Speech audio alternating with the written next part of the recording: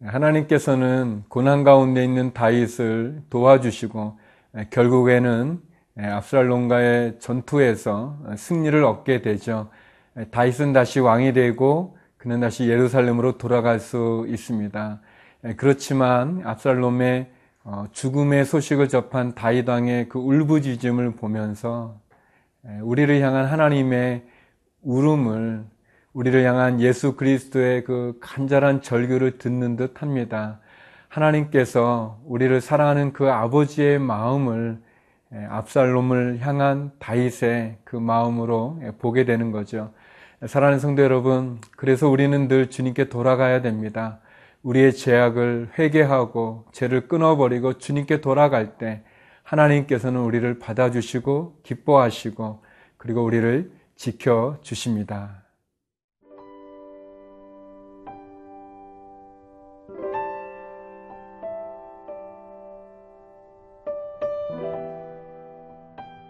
사무엘하 18장 24절에서 33절 말씀입니다. 때에 다윗이 두 문 사이에 앉아있더라. 파수꾼이 성문 위층에 올라가서 눈을 들어보니 어떤 사람이 홀로 달려오는지라. 파수꾼이 외쳐 왕께 아뢰매 왕이 이르되 그가 만일 혼자면 그의 입에 소식이 있으리라 할 때에 그가 점점 가까이 오니라. 파수꾼이 본즉 한 사람이 또 달려오는지라. 파수꾼이 문지기에게 외쳐 이르되 보라 한 사람이 또 혼자 달려온다 하니 왕이 이르되 그도 소식을 가져오느니라. 파수꾼이 이르되 내가 보기에는 앞선 사람의 다름질이 사독의 아들 아히마아스의 다름질과 같으니이다 하니 왕이 이르되 그는 좋은 사람이니 좋은 소식을 가져오느니라 하니라. 아히마아스가 외쳐 왕께 아뢰되 평강하옵소서 하고 왕 앞에서 얼굴을 땅에 대고 절하며 이르되 왕의 하나님 여호와를 찬양하리로소이다.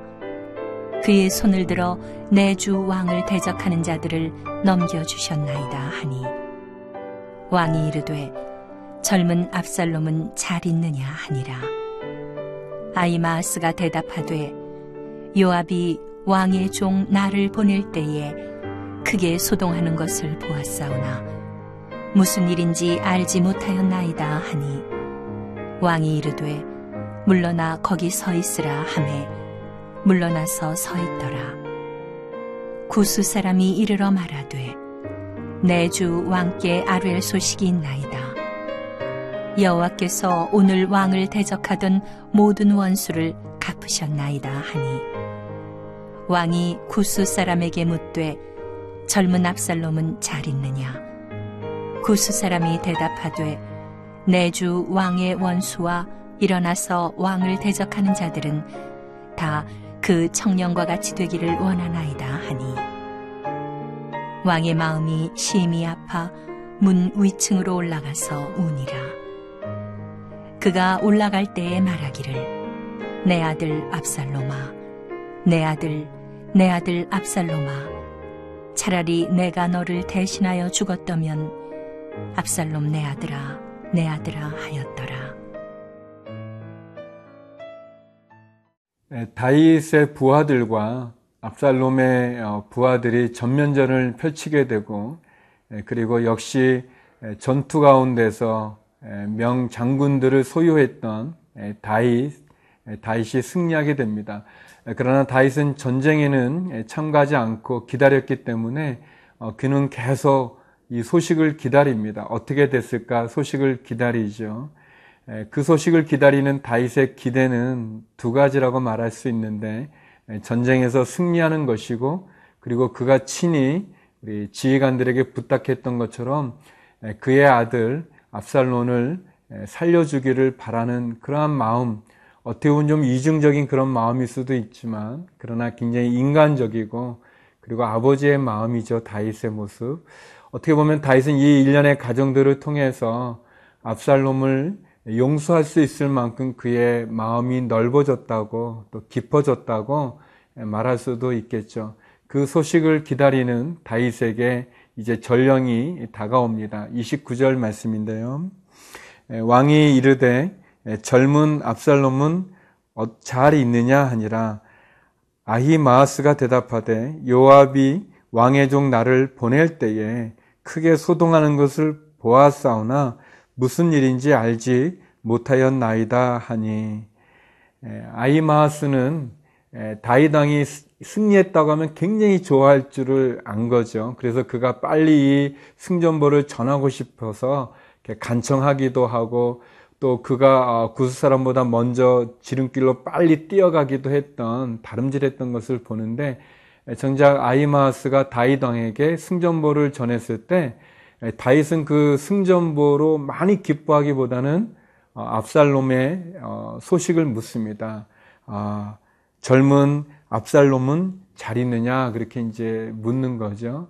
이 눈치가 빠른 아하마스는 요압 장군이 우려했던 것처럼 압살롬의 죽음의 소식을 자기가 전하지 않고 큰 소동이 있었습니다. 그러나 잘 모르겠습니다라고 이렇게 지혜롭게 대답을 해서 그 위기를 피하게 됩니다. 다윗의 모습을 보면서 어떻게 보면은 그가 그의 사랑하는 아들 압살롬이 반역을 일으켜서 도망을 하고 또 쫓겨가고, 그래서 참 말년에 너무나 고통스러운 일을 겪게 되지만, 그러나 그 가정 속에서도 그가 쫓겨났지만, 그러나 그의 마음은 어쩌면 더 하나님께 가까이 나갔던 것 같습니다. 아이도벨의 배반과 또 그의 최후를 보면서 그가 아이도벨을 하나님처럼 의지했던 것을 회개하고 깨닫고 하나님께 나가야 된다는 것도 보았고, 또 시므이의 저주를 통해서 또 다시 한번 그 자신이 돌이켜야 되는, 내가 왕으로서가 아니라 하나님 앞에서는 죄인으로서 쓸 수밖에 없는 그 모습도 보는 거죠. 그리고 압살롬의 반역을 통해서 어떻게 보면 다윗은 이제 그 마음이 전쟁에 승리한 것을 막 기뻐하기보다는 그의 아들의 안위를 물 수밖에 없는 그런 사랑의 모습을 보여줍니다. 사랑하는 성도 여러분, 저는 이 본문을 보면서 다윗이 어떻게 저렇게 군대가 승리한 것을 기뻐하기보다 계속해서 자기를 죽이려고 하고 자기 왕위를 뺏으려고 하고 심지어 자기를 따르는 부하들을 다 죽이고자 전쟁을 일으킨 압살롬에 대한 그런 사랑을 보여주는가 좀 생각하면서 이게 하나님의 마음이 아닌가라는 생각을 했습니다. 사랑하는 성도 여러분, 하나님은 참 저희를 여러 번 용서하시고 또 용서하시고, 그러면서도 우리가 죄를 받아 심판 앞에 있을 때 마지막 순간까지도 구원하기를 원해서 결국 예수님을 보내주지 않습니까? 그의 독생자를 보내서 십자가에 죽기까지 우리를 사랑하시는 거죠.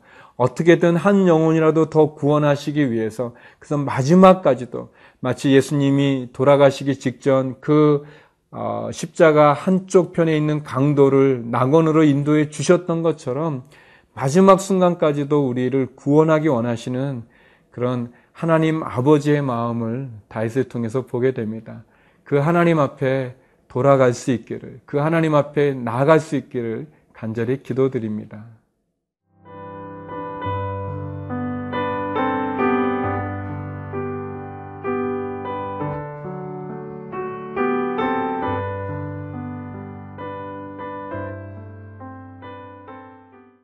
결국 다윗은 전쟁 가운데 그의 아들 압살롬이 죽었다는 소식을 듣게 됩니다.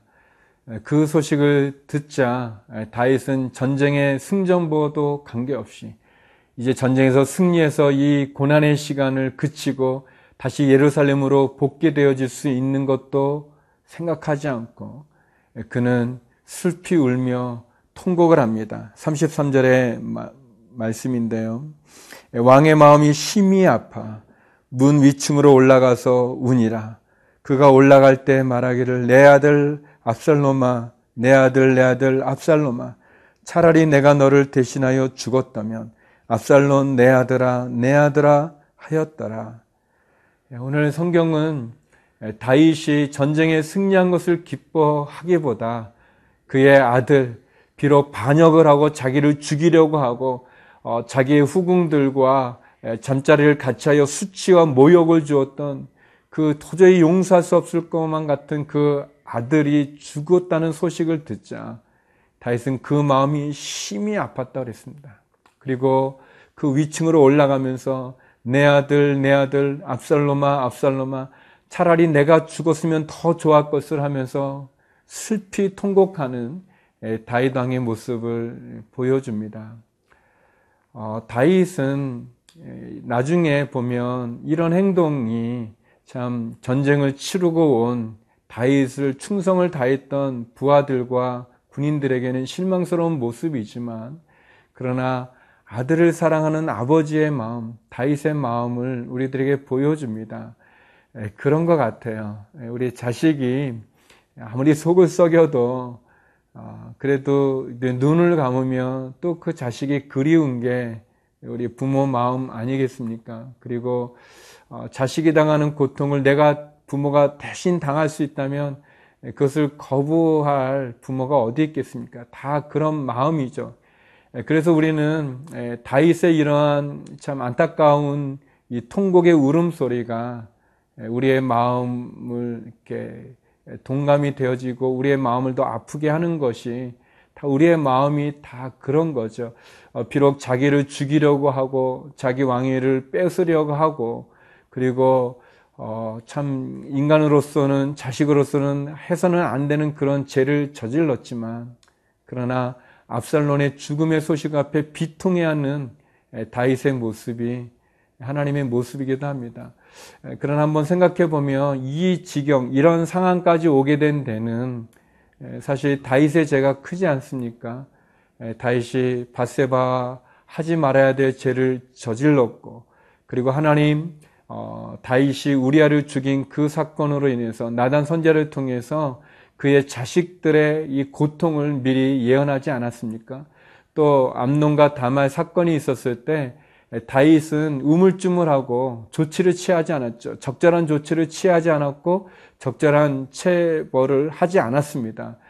그가 그냥 사랑하기만 하고 무작정 잘 대해주기만 했지 결국 잘 가리키지 못했던 다윗의 모습이 결국은 이런 모습 아니겠습니까? 또 압살롬이 도망갔다가 다시 예루살렘에 왔을 때도 그 압살롬을 향해서 그의 마음으로 온전히 용서해주고 품지 못했던 그런 다윗의 우유부단한 모습, 우물쭈물한 모습, 그리고 어떻게 보면은 다윗이 지은 죄, 그 모든 것을 다 겪어서 이 슬픔 가운데 있는 거죠. 그래서 다윗이 더 통곡했는지도 모르겠습니다. 사랑하는 성도 여러분, 우리가 하나님 앞에서 우리에게 기회가 주어졌을 때 그 기회를 놓치지 말아야 될 것입니다. 우리가 우유부단하고 우물쭈물하면서 죄를 허락하고 허용할 때 결국 이런 결과를 겪게 되고 아픔을 겪게 되죠. 다시 한번 우리를 돌아볼 수 있는 그런 은혜가 되었으면 좋겠습니다. 기도하시겠습니다. 거룩하신 아버지 하나님, 압살롬을 잃은 다윗의 슬퍼하는 통곡을 보면서 끝까지 우리를 사랑하시는 아버지의 마음을 가진 하나님을 바라보고 우리를 용서하시는 예수 그리스도의 보혈을, 그 십자가를 바라봅니다. 하나님, 우리가 주님 앞에 돌아갈 때 우리를 품으시는 하나님을 기억하게 하여 주시고 우리의 연약한 죄 가운데서도 돌아오기를 기다리시는 하나님을 만나게 하여 주옵소서. 하나님, 해외에 있는 우리 한인들 지켜주시고 우리의 자녀들 믿음 가운데 지켜주시고 보호하여 주시고 인도하여 주옵소서. 예수님 이름으로 기도드립니다. 아멘.